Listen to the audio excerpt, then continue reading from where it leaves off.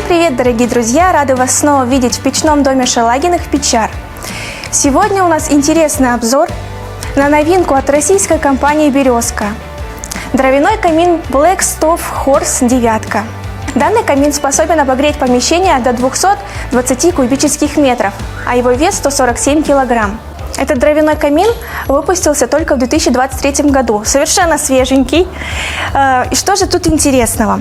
3 панорамных стекла, благодаря которым можно наблюдать за огнем с любой точки обогреваемого помещения.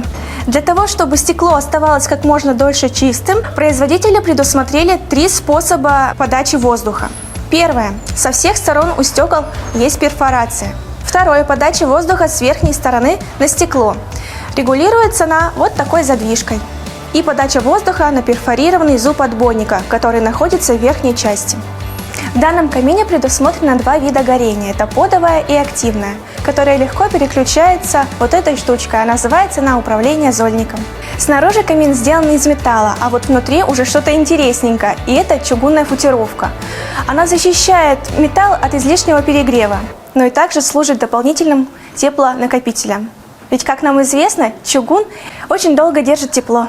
За вполне приемлемую цену мы получаем отличный камин с большим количеством интересных и полезных фишек, которые прослужат нам долгие года. За всеми подробностями обращайтесь в наши розничные магазины в городе Кирове, это Маклина 77, в городе Сыктывкар, Сысольская 29/14.